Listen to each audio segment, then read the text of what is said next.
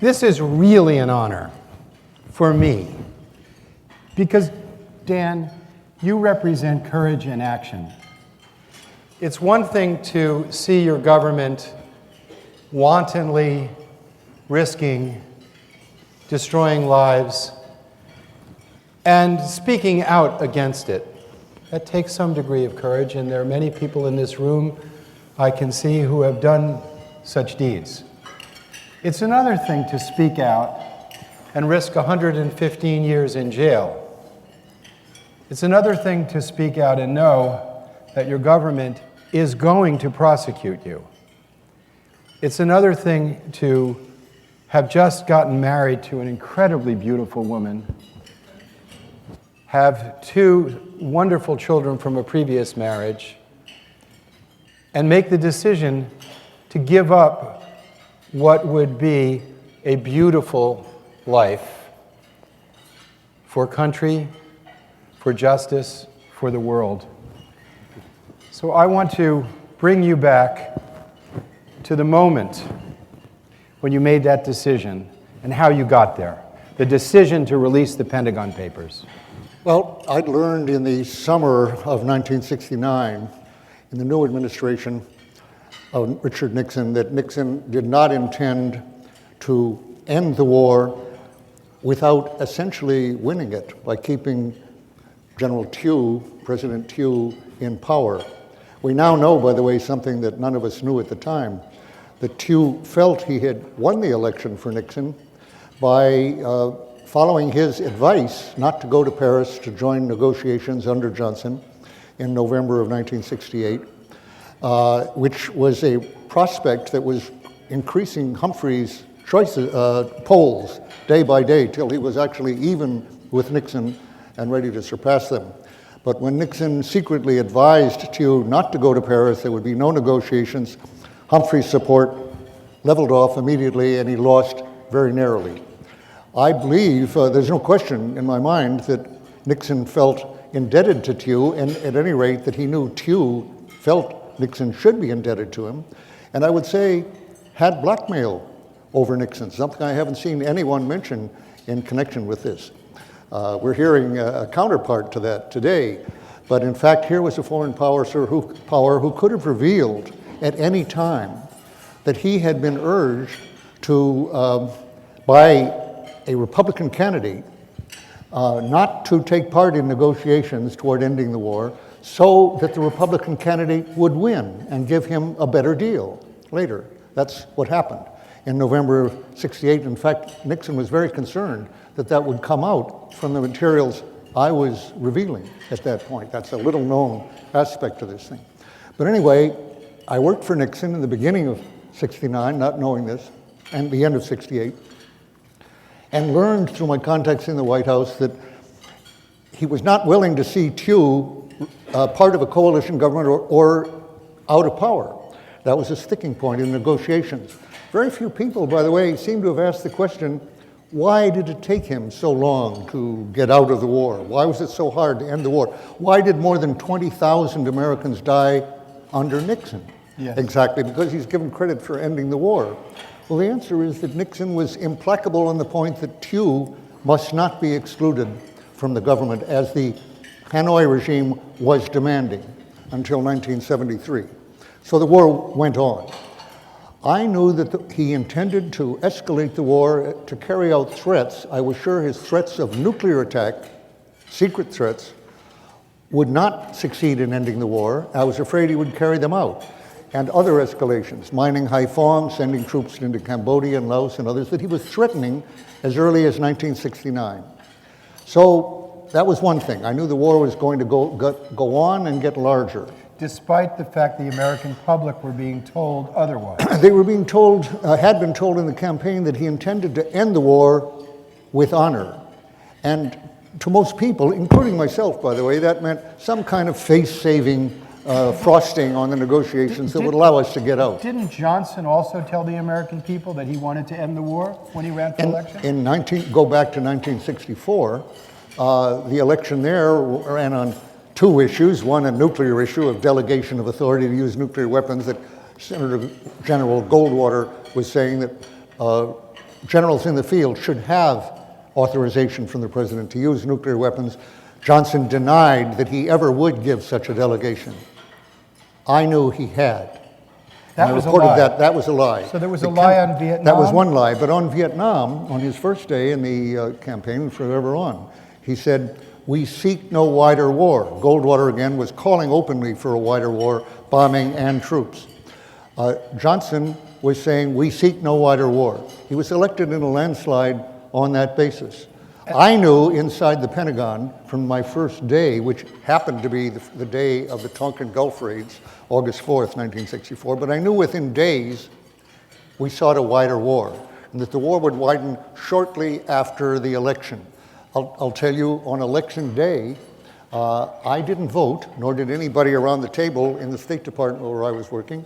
We didn't have time to go vote. We were discussing different ways of widening the war on election day. While the public was voting to end the in an war. unprecedented landslide for the man who said he would not widen the war. And the question was, how many targets did you hit? Would we hit? Would we go all the way as Goldwater wanted, and so forth? So this period of time after you had seen Johnson deceive the American public. Now Nixon was doing it. After you had seen the falsehood of the Gulf of Tonkin resolution that empowered Johnson to expand the war, that we all now know was based on lies, that there wasn't an attack, it was just straight up falsehood. You were in the government, working, studying deeply Vietnam. You had gone to Vietnam for several years. You had been a Marine. You had been a Marine before that. You had been in the armed forces. And you knew that what was going on. How did you know all this? What was your status that you would know all of these secrets? Well, actually, I had been working on nuclear war planning for some years before that, and had been doing a study of decision-making in nuclear crises, like the Cuban Missile Crisis, of which I'd been a part in 1962. And so I'd had access to all this material for a long time. I was brought in by John T. McNaughton, a former Harvard law professor, some of you might have known at Harvard, who is now Assistant Secretary of Defense. And he said, "You're studying decision-making in nuclear crises." Vietnam didn't look to us then as a nuclear crisis, though it actually was more than we knew. But he said, Vietnam is a continuous crisis. You'll learn much more inside the government than you can possibly learn outside. So my first day as his special assistant, and this was a coincidence, was the day that Johnson and Kennedy announced at the end of the day that we were conducting an unprovoked attack on North Vietnamese patrol boats in international waters.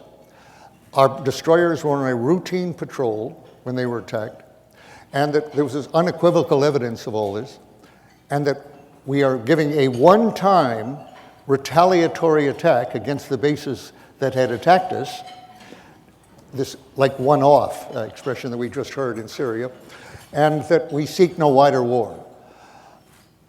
Within 2 days, I knew that each of those was a conscious lie. That very night, I already knew there was very great doubt as to whether there had been an attack, far from unequivocal evidence. That's arising a little bit, by the way, about the gas attack so far, and certainly about the last one. As James Mattis has just said, we still don't know for sure whether the attack to which we responded at the beginning of the year was an Assad gas attack. Mattis mentioned that. Now, some questions are arising about Duma, but we haven't settled all those. But at any rate, the word unequivocal evidence was a flat lie. Actually, there had been no attack. There was evidence, but it was wrong. It was misleading. There had been no attack. International waters, they were moving out of the coastal waters of North Vietnam in the belief they were about to be attacked, which they actually weren't. Unprovoked, we had been attacking North Vietnam covertly, secretly, the night before, as we had the night before the actual attack on August 2nd. So this looked like another provoked attack, if there was an attack at all. And finally, the one I didn't know for another day or two, the wider war, the Pentagon was totally involved in plans for widening the war, both on the ground and in the air. The public was totally misled about that, and I knew it at that point right away as the special assistant. I was a GS-18, Some of you know what that is, the highest civil service rank. Explain the level of secrecy Yeah. that you had and the fact that the reports that you were creating were so secret that even the president wasn't given them. It was stayed Well, with that him. was on the nuclear war plans earlier as a consultant. But Eisenhower's war plans were not shared with McNamara until I got it. That's in my book here, Doomsday Machine. But in terms of clearances, I did ask to come in at GS-18 level because of the nuclear work that I'd been doing for some years before that. Very unusual to come in at that level. And when I went to Vietnam, I switched over to State Department, which is FSR-1. Yeah. Dan, well, first, it was your 87th birthday last week. The fact that you can remember the detailed events which are corroborated with extraordinary accuracy in footnotes, extensive footnotes in two books that I want everyone to read called Secrets, a memoir of Vietnam and the Pentagon Papers with extensive footnotes, and The Doomsday Machine, which we'll talk about, is evidence that if you want to have a great memory and be sharp as a tack, do something ridiculously ambitious. Well, but could you explain the arcane status of a G18 to the normal person? By the way, I do have a good memory for these events, as documents show.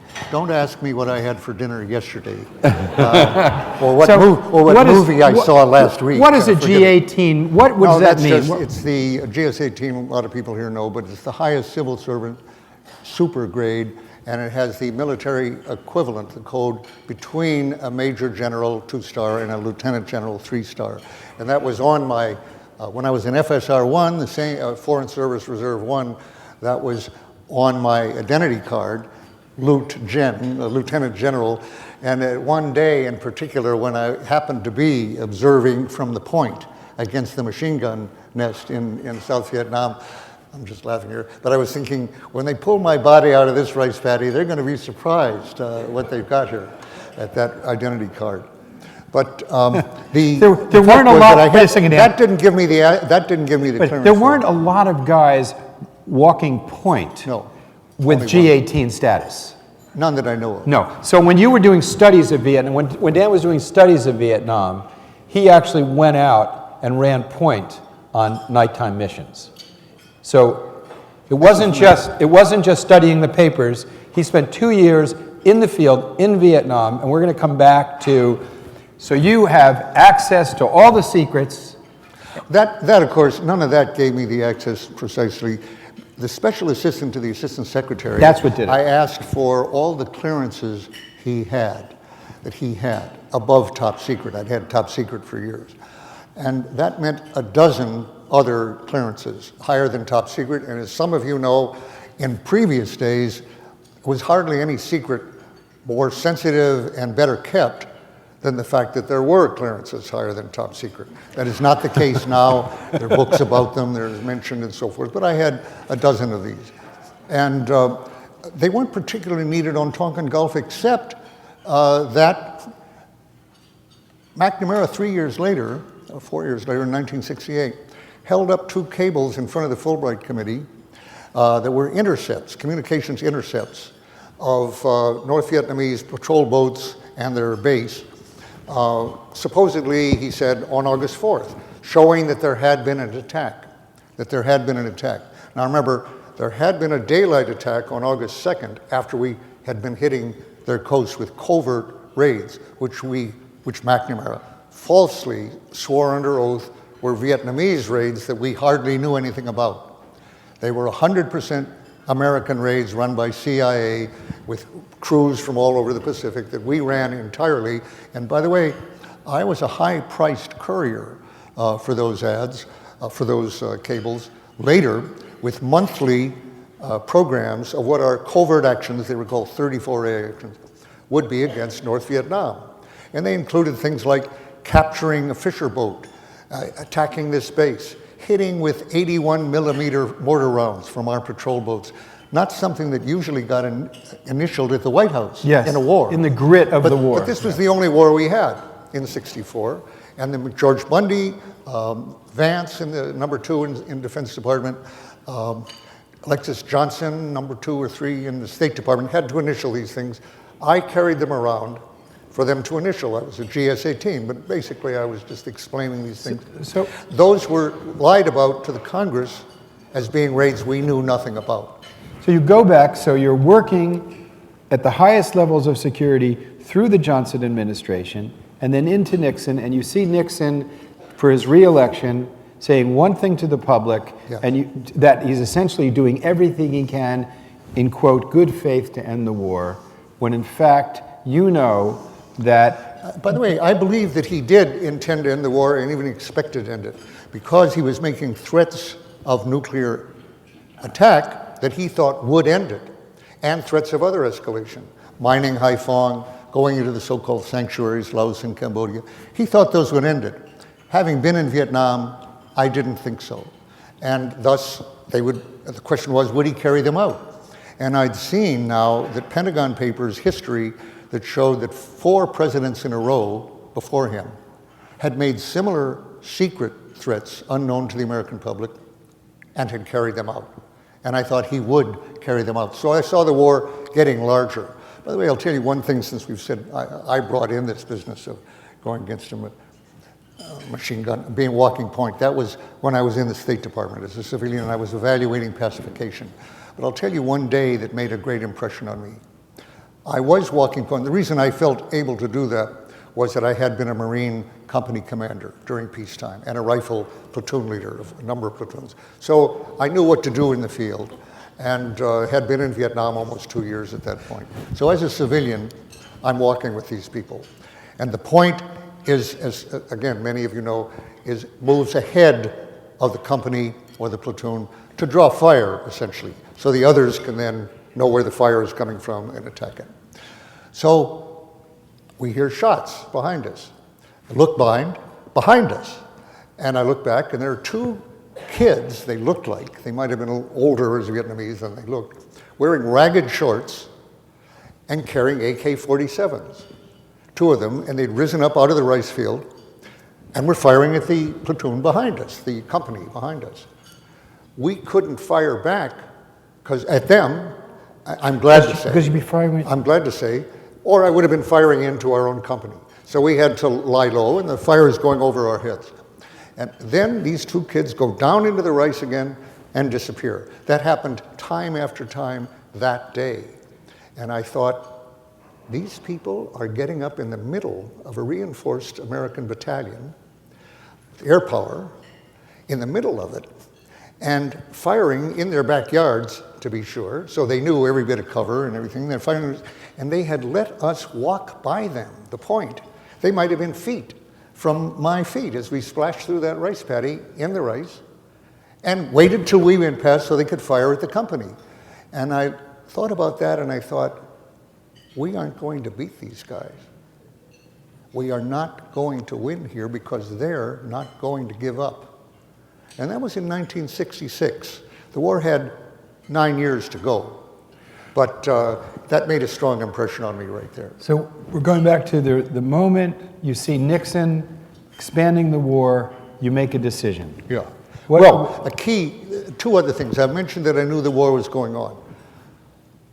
Second, just in '69, I read the earliest volumes of the Pentagon Papers, which are 7,000 pages long, 47 volumes. And I put off the 45 to 53 period, which we called the French War, because I thought, you know, that's past history. I don't need to know that. I lived, of course, through the 64, 65, 66, 67 period. So I read that in the end and discovered that what the highest levels had known at that time, which I didn't know, was that what we had gone in was eventually paying 80% of the costs of a French effort to reconquer a former colony that had declared its independence. And it was always puzzling to Westmoreland and others, how come their Vietnamese are so much more committed and brave and disciplined than our Vietnamese, who are their brothers and their cousins? And the answer, when you read the Pentagon Papers, was they're fighting for independence, and our guys are fighting against independence, for foreigners. That's the difference that occurs in Afghanistan, which is how we get fired on by our Afghan troops that we're training. I wonder how many Taliban get fired on by their own troops, by the way. And not that the Taliban are good guys. And as a matter of fact, the Viet Cong leadership was a Stalinist leadership. It hasn't been well governed ever since, but it was Vietnamese and they weren't fighting for foreigners. It turns out that made a difference. So when I read this first part of the Pentagon Papers, having thought, like so many till then, that this was a good cause against Stalinists, against communists who were invading, and so forth, what this had started with the first 9 years was urging the French and supporting the French to reconquer Vietnam. That was not a noble cause from a point of view of Americans, and not just a cause that had gone wrong or was mismanaged by the Democrats or was wasteful and not very hopeful. To me, all the deaths that followed from that in 30 years, some still to come, were unjustified from an American point of view. That I won't talk about the French point of view, but from our point of view, there was no justification in that. And to me, that meant the deaths were unjustified homicide. And as the international lawyers here know, soldiers aren't to be prosecuted for taking part in an unjust war, generals maybe at Nuremberg, people higher than them. But to me, unjustified homicide was murder. And I'd been part of that. And whereas up till that point, this was 69 now, for at least 3 years since 66, I thought it's a losing effort, we should try to get out gracefully, somehow fuzz up our departure, save face in some way. Murder, I thought, was not to be ended that way, quite so patiently. And as far as I was concerned, it was something I had to do what I could to stop now, right away. And then I came to the major point, what to do about it, feeling that strongly about it. And at that point, I came face to face, by going to a conference of the War Resisters League, with young Americans who were among the 5,000 who went to prison to resist the war nonviolently and truthfully. Now, I don't know how many of you, some of you may have defended such people, and most of you, I would guess, have never met such a person. And I had never met such a person, and I would guess my colleagues, from top to finish, never did have the benefit of meeting such a person. But I saw two people, Bob Eaton and Randy Keeler, who were on their way to prison at this conference, just after the conference, for saying, not just the war is wrong, as most of the country was saying, but I won't be part of it, it's wrong, you should not participate in it, I'm ready to go to prison, and did go to prison. To not go to Sweden, not be a CO, not be National Guard Reserve, whatever, not go to Vietnam, they went to prison. And without going through all this, which is in my other book, Secrets, actually, it struck me like a thunderbolt, basically. And for the first time, the thought came into my head, having tried to end the war for at least the last 2 years, 2 or 3 years, 2 years maybe, from the inside, I thought, all right, what can I do now to help shorten this war now that I'm ready to go to prison? And the key thing there was, I think not many people are really confronted with the thought of going to prison, but it was embedded in that, giving up my career, no longer being a president's man, no longer having access, no longer holding office or working, no longer being a consultant and having my views heard at high levels. Give that up. Not many people, in fact, I didn't know anybody who actually was willing to do that. And I would not have thought of it if I hadn't met these young men who were doing exactly that. So without Randy Keeler or Bob Eaton, no Pentagon Papers. And at that point then, it wasn't the first thing to do to put out the Pentagon Papers because they ended in 1968. This was 69, Nixon, new war, new president, new Nixon. Some of you will remember, a new Nixon. That's how he got elected. Gonna end the war. So I didn't have documents on Nixon, but I thought maybe documents that show that 4 presidents in a row Truman, Eisenhower, Kennedy, Johnson. I worked for 3 of them, actually, Eisenhower, Kennedy, and Johnson. Wait a minute. Yeah, right, I wasn't in the Marines under Truman. Had all made the same lies that I was claiming Nixon was doing now. But I didn't have documents, but I thought maybe people will draw a line there and say it's possible we're being misled now. That failed, actually.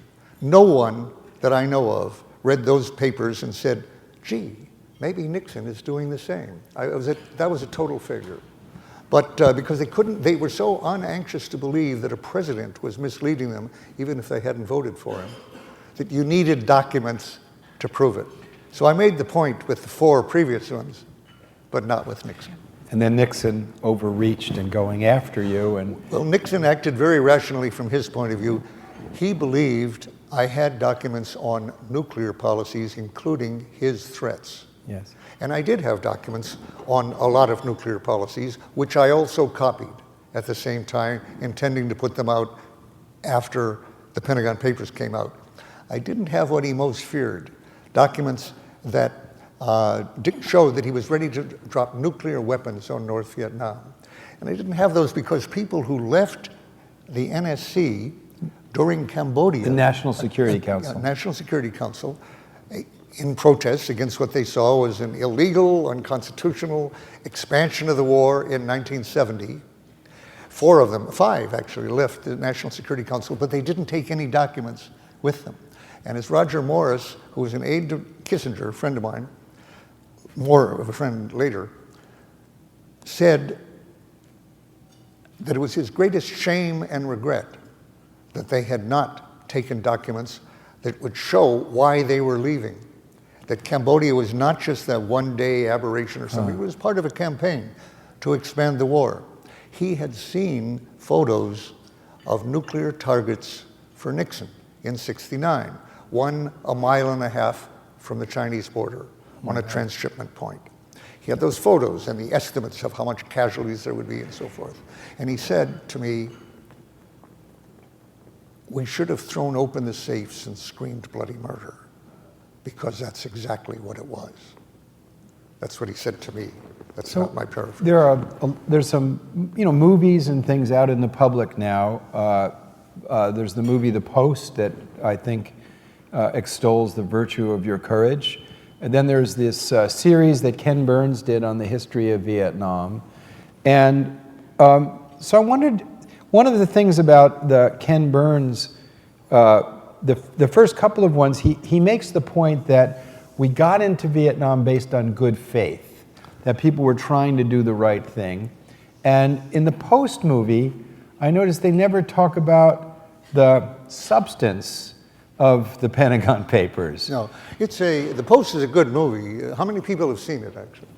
Most of you have seen it. Good movie, right, I think. And people asked me how I thought of my portrayal. I said, very nice to be portrayed by somebody who looks much the way I did then, only better. And so that was fine. And my wife agreed. But that's good. It's a Hollywood movie. It's not a documentary. There's a lot I can't vouch for, but I know there's a lot that's fictional in it. In my case, well, there's 2 things missing.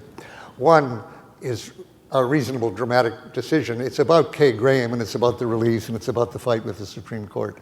So it ends very triumphantly. It's a success story with the Supreme Court voting 6-3 to allow the Post and the Times and 17 other papers to whom I'd given the Pentagon Papers to continue publishing. Oh, the papers are publishing, and it's all very, very good. And they don't mention that week I'm indicted eventually for 12 felony counts and 115 years in jail, possibly. The person who started the movie ends by being indicted. That would have been something of a downer, I think, for the movie. The focus group. They chose. Yeah. I don't blame them for not putting that in. But the earlier part, the scene, by the way, with McNamara is taken from my book Secrets.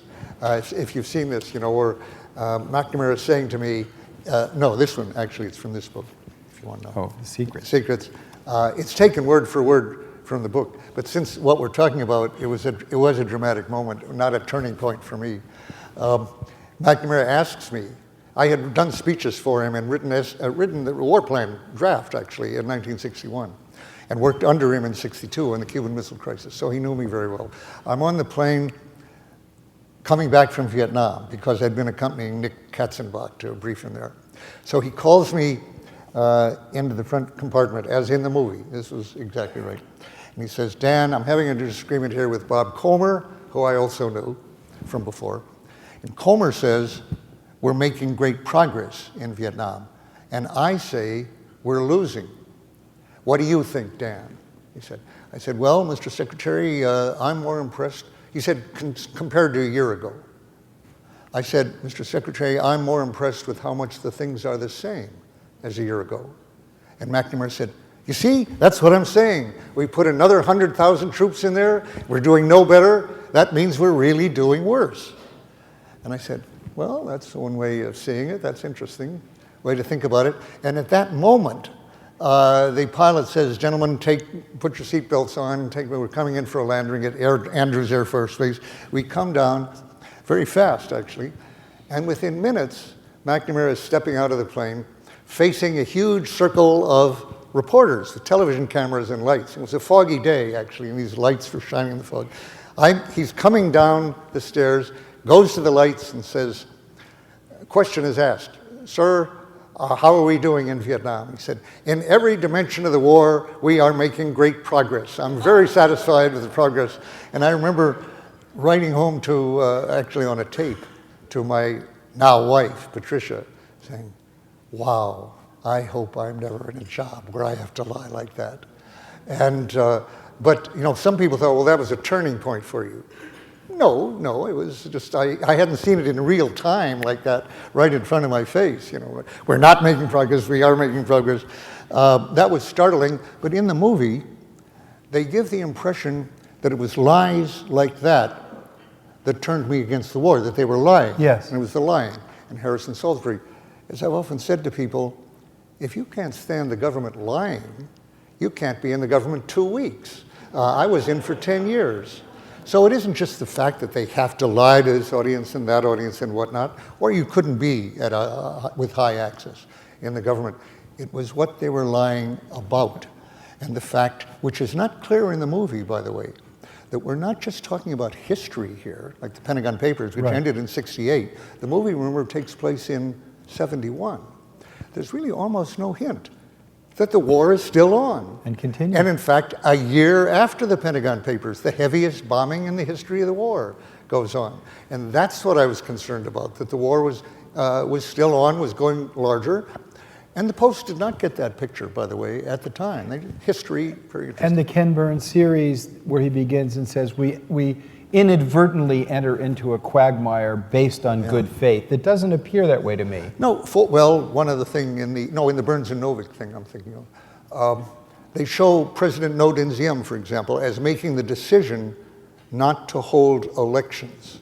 And the elections in '56 were agreed, and with a lot of co-signers, to be not elections on who should run South Vietnam, but who should run Vietnam. It was understood to be a unified country, one country. That was taken for granted. Who should run Vietnam? And as Eisenhower has said in his memoirs, he never saw an estimate that Ho Chi Minh would get less than 70% of the vote in a free election in Vietnam. So he didn't want that vote because he was a communist. So they present it, though, they present it not as Eisenhower's decision, but as No Dinh Diem's decision. He was there because we counted on him to oppose that election. And if he had not opposed it, we would have moved him out. So the or assassinated him, as we eventually did. So, Dan, the premise that we were promoting democracy, which would have Was been a good, lie. the premise that we were promoting democracy, which would have been good faith, I believe, which I believed at the time. Well, I believed it, but I'd been misled. In other words, I thought I was going over there to defend freedom against Stalinism. Well, the Stalinism was real. We also thought maybe people support the NLF, but they don't know any better. They're going to get treated very badly by the Stalinists when they get in. That was pretty realistic. That wasn't so wrong. But we also thought that we're doing this altruistically, basically, to support their ability to have freedom. They did not have freedom under any of the regimes we supported. And moreover, it became clear to me in '69, that's another part of the issue I won't go into detail, but I finally asked myself, how many people in Vietnam want this war to continue as opposed to wanting it over under either regime? As a matter of fact, I'll tell you, I got that at a university teaching I was talking on, and I had that thought, and I called up Lord Halpern, who was then working for Kissinger, you know, in the White House, and said in '69, he was just under Kissinger, I said, Mort, how many people do you think would prefer this war to be over under either regime? And he said, oh, about 80%. And he was working for Kissinger. I said, what do you think your boss thinks, Kissinger? He said, I've never asked him, but I would guess he thought about the same. And I said, well, Mort, then how are we justified in continuing the war in their country, you know, over there? And he said, I've never quoted him in public before, but it's a long time later now. He said, that's a good question. Let me think about it. Oh. And I don't think we did pursue it, although he was wiretapped by Kissinger for the next several years after he had left the White House for fear, in the belief that he might have leaked some information about the fact that we were bombing Cambodia secretly and illegally. And he was suspected of that at the time that I was talking to him. In fact, this conversation and others were in the secret, warrantless FBI wiretaps that were conducted at the request of Kissinger and others, 15 conversations I had with Halpern. And of course, that was very illegal at the time, and it's unconstitutional right now, I would say. Okay. But it's legal now. Under the Patriot Act, NSA, listening to such conversations, that's now legal, warrantless wiretaps. The 12 CIA assets brought up from Miami, people from the Bay of Pigs, in May 3rd, 1972, with orders to incapacitate Daniel Ellsberg totally on the steps of the Capitol on May 3rd at a rally. Well, that's not exactly legalized, but Obama has claimed the right to put out a death warrant on Anwar al-Awlaki, American citizen, born in this country, no due process, no nothing. Warrantless wiretap, CIA profile, Patriot Act, no problem. Going into my former doctor's office to find information with which to blackmail me into silence about his threats. It wasn't to stigmatize me.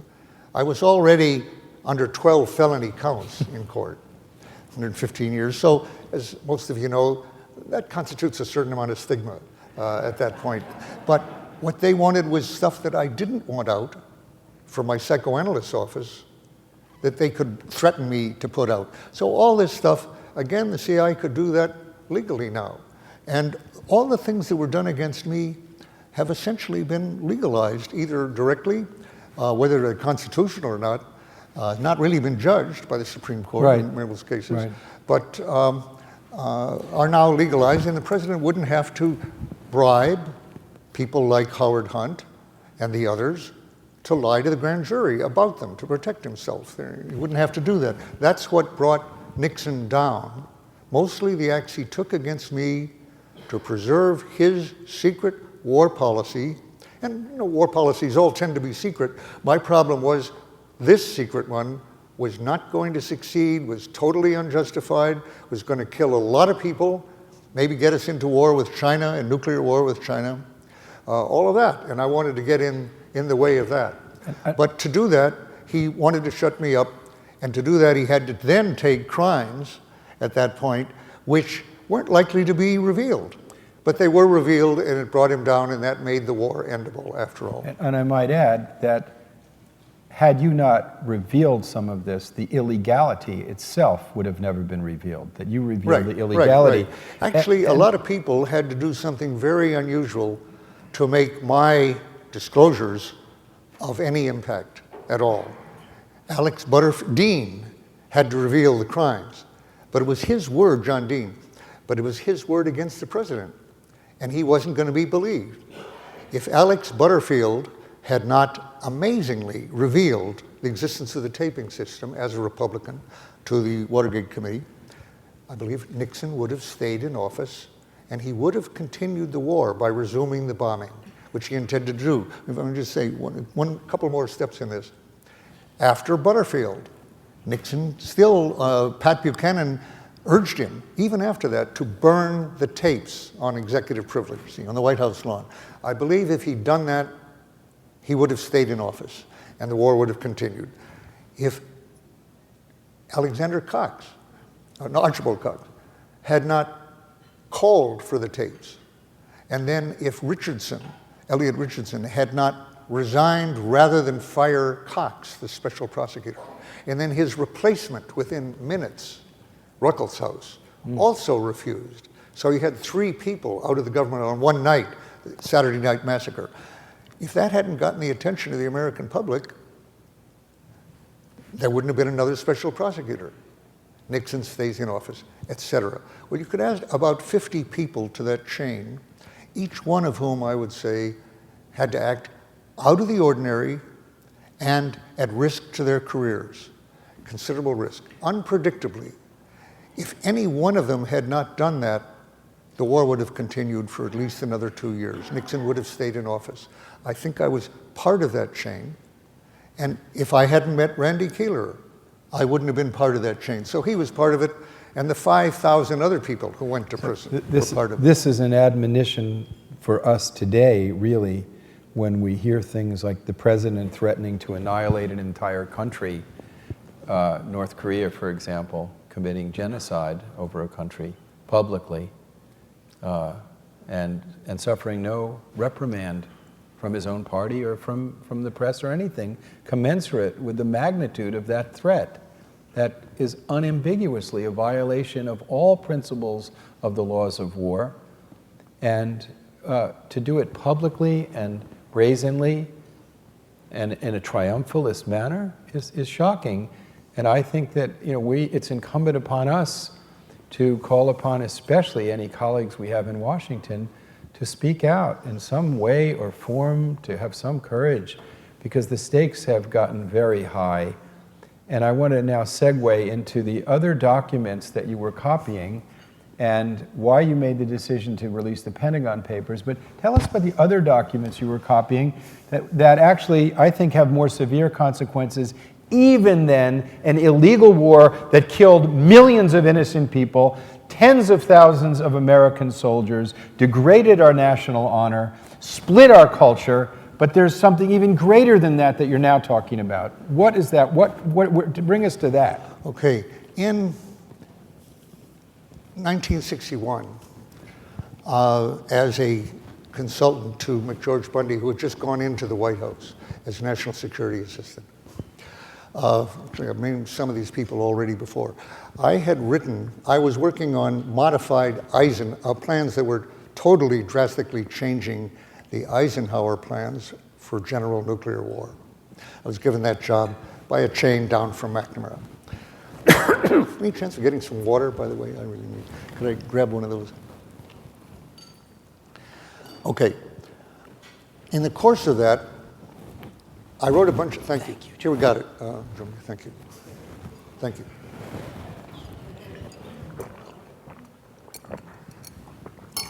Okay. I wrote a question for the Secretary of Defense, and I showed it to Bob Comer that I mentioned earlier, who was the Deputy Assistant Secretary, the one who was on the plane later, in, when was that? 66. So 5 years earlier, I gave Bob Comer this list of questions, and he picked out one of them to send to the Joint Chiefs of Staff in the name of the President, instead of the Secretary of Defense. And that, I'm going to summarize it here because we don't have much time, but it's more in detail in this book. The question was, if your plans are carried out as planned, if you hit the targets you intend to hit, that you're planned and so forth, how many people will die? And I'm summarizing here a little bit because we got answers very quickly. And the answer was 600 million people, or 100 Holocausts, if our plan for first strike was carried out. Now, I mentioned the first strike business, meaning the first of the superpowers to launch a strike against the homeland of the other. Distinguish that from first use against anybody, for instance, North Korea. But a first strike aimed at disarming the Soviet Union was our commitment under NATO, and still is, actually, both first use and first strike if necessary. And it was always assumed that if they went against Berlin, which was 200 miles inside East Germany, and had 22 Soviet armored divisions in the vicinity of Berlin, there was no way to protect that other than to threaten, and if necessary, carry out nuclear first use. And our plan was not basically, under Eisenhower in particular, for a demonstrative use of short-range weapons. It was go all out. If we're fighting Soviets, you go all out. Now, I knew from the plans I'd been working on, that under those conditions, our plans called for hitting every city and town in the Soviet Union and China. And China. Because even if this was a Berlin case, or a Soviet use against West Germany, or something that arose in an uprising in East Europe that somehow we became involved in, or against Yugoslavia or Iran, as had risen before. Fighting now, nothing to do with China. We were going to hit China as well. We weren't just going to destroy the Soviet Union and the USSR, but China also. So the immediate effects within months from radioactive fallout and whatnot would be 300 in the USSR and China alone, 325 million people. Another 100 million in East Europe, these satellite countries, the slave nations, we call them. 100 million of them were going to die because they had air defenses in them, they had command and control, various things we were going to hit. 100 million of our allies in West Europe were going to be killed, by this estimate, by the radioactive fallout from our attacks in East Europe, depending on which way the wind blew. Now, none of this had anything to do with what the Russians would do and their ability to destroy, and their readiness to destroy Germany and the rest of Europe was total. They were going to annihilate Europe. But even without them, if the wind, depending on the season, was in the wrong direction, we would kill 100 million. They were hostages to us, to our attack. As, by the way, the people of South Korea and Japan are totally hostage to fire and fury, nuclear fire or fury, or a two-sided nuclear war in Korea. As Senator Lindsey Graham puts it, the president had told him, this year, all the casualties, which would be enormous, terrible, would be over there. Okay. Quote, all the casualties will be over there, not over here. Well, in 61, under Eisenhower and then under Kennedy, we were going to destroy our NATO allies as collateral damage. Okay, so I thought of that as the most evil plan that had ever existed. How not? How else to see that? And yet I knew that it was not done by evil people. They were people I had beer with in the evening and ate dinner with. They were my colleagues, ordinary Americans, colonels, generals, majors. I was sure there was plans like this in the Soviet Union and elsewhere, as there are. And it was hard for me at that point in 61, I had just turned 30. Hard to imagine we were going to get away with this, that I wasn't reading the way the world was going to end. Now, 22 years later, in 83, 20 years later, 40 years into the nuclear era, we found something else. Our plans for hitting those cities, which were going to burn them, were going to loft smoke into the stratosphere where it would not rain out. And it turns out, in the latest calculations, would persist for a decade around the world. Not radioactive fallout, which is not going to kill everybody. The smoke was going to kill all the harvests. And that has been confirmed times over by scientists now in the last 11 years, since 2007, that these early results were not only right, but the situation was worse than Carl Sagan knew. We've now, much worse, we've now found from Dr. Robach's studies in Rutgers University that if a mere less than 1% of the existing 14,900 weapons were to be used. The estimates that they did the studies between India and Pakistan, if 100 went off, it would throw in excess of 5 million tons of soot into the stratosphere. That's less than 100. 5 million tons of soot into the stratosphere, not even addressing radioactive fallout or the deaths from the fires, but that this would dramatically impact the ozone layer and render agriculture as we know it insufficient to support civilization. So in any of our first strike plans are all in excess of 100. So we've now moved from mutually assured destruction to self-assured destruction, and that's the current plan. So you were accessing the original doomsday plan, Yes. and we don't have a lot of time. I want to get to where we are now. I was saying, you're one of the top experts on nuclear planning. You copied the material along with the Pentagon Papers. You've been studying it all this time.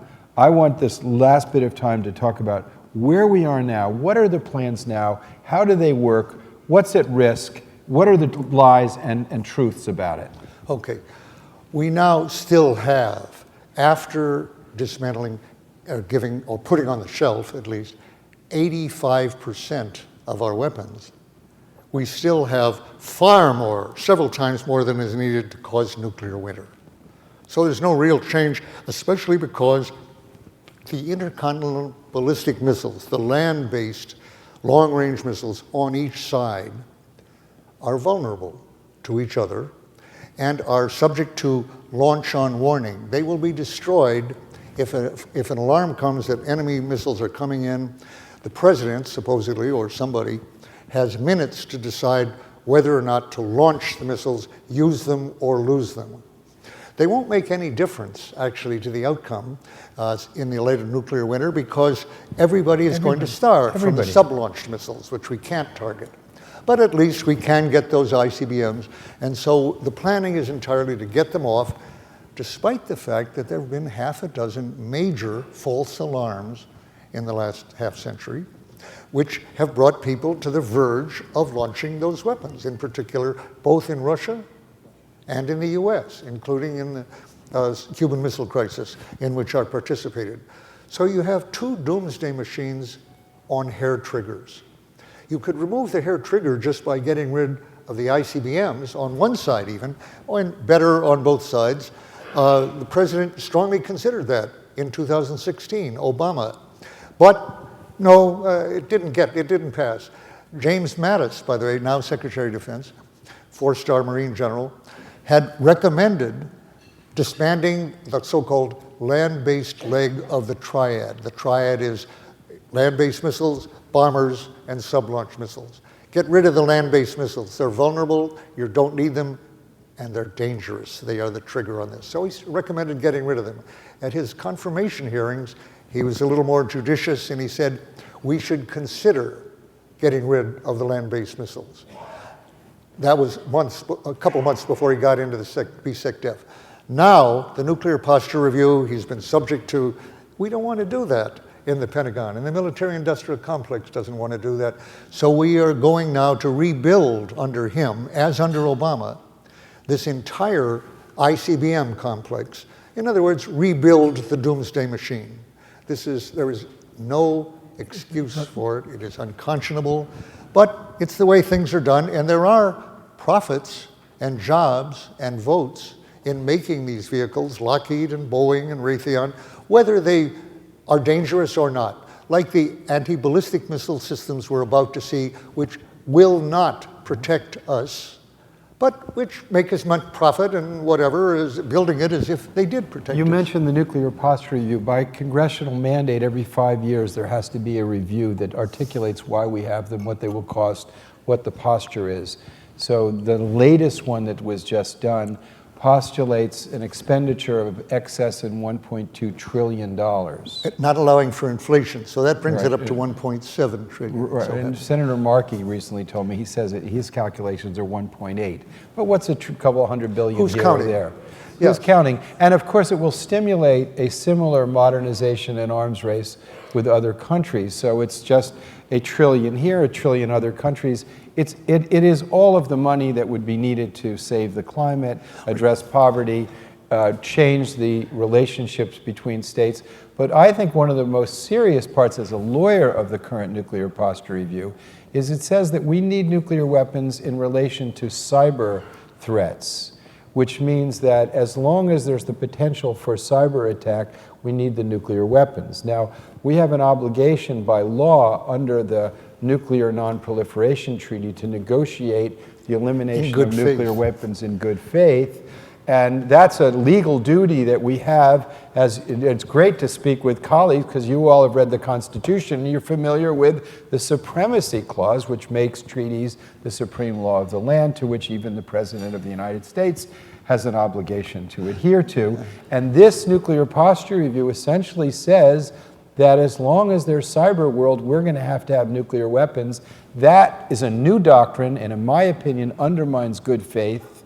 And I believe that our silence in the face of this dynamic thrust to reinvigorate the doomsday machine, to reinvigorate these threats that we thought we'd gotten rid of, is hazardous. I mean, it's just shockingly hazardous. And Dan is one of the only voices really laying it out specifically as an insider with the details of how it works. And I recommend strongly this book, The Doomsday Machine.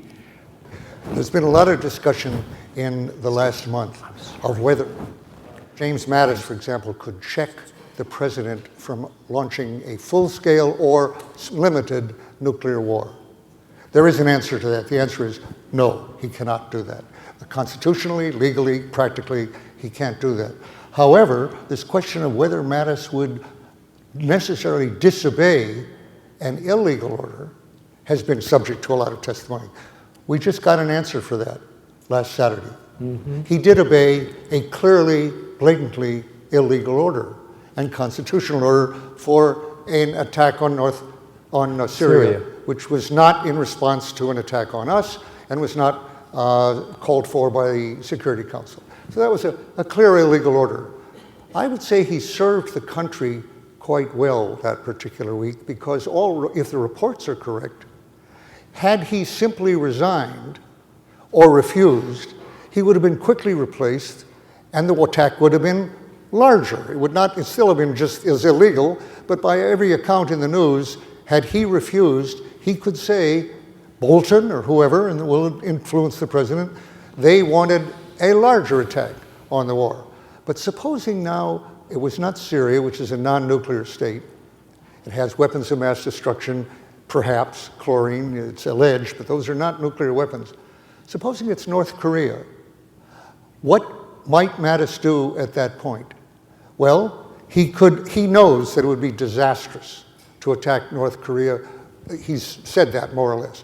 I am certain, by the way, that there are not just dozens, but hundreds of estimates in the Pentagon right now that show what the estimates would be of the consequences of attacking North Korea and the back and forth. It would not be nuclear winter. There's not enough cities to burn in North Korea to do that, and they don't have enough weapons to do that to us. It would not cause billions of deaths like in India-Pakistan war, but millions, 1,000 times less, but more deaths in a week than the world has ever seen. Plus a totally changed atmosphere that I think would make the doomsday machines irreparable. So I have something for Mattis that I think he could do. He could actually reveal those plans, those estimates, those forecasts. He could do what I did, essentially. He could do what Chelsea Manning at their level or Ed Snowden did. He could reveal it, but he could do what McNamara did not do, resist the thing in public and before Congress, at the cost of his career, not at the cost of going to prison. He could declassify that stuff if he wanted. There'd be no question of 793, paragraphs D and E and so forth. But his career as an official of the government would be pretty much over. He would be averting the first two-sided nuclear war. This is the first time since the Cuban Missile Crisis in which I participated, in which a president is making direct threats of armed conflict against a nuclear weapons state, North Korea. Not Iran, not Iraq, not Syria, but North Korea. A two-sided nuclear war. As I say, it wouldn't be the whole thing. I have in my life participated in 2 moral catastrophes as a participant. Vietnam and the nuclear arms race. And I was part of those, absolutely. We've had some since then, but the big one lies ahead. Nuclear war is a catastrophe waiting to happen, and we will not escape it, in my belief, without more moral courage than we've ever seen before in this country.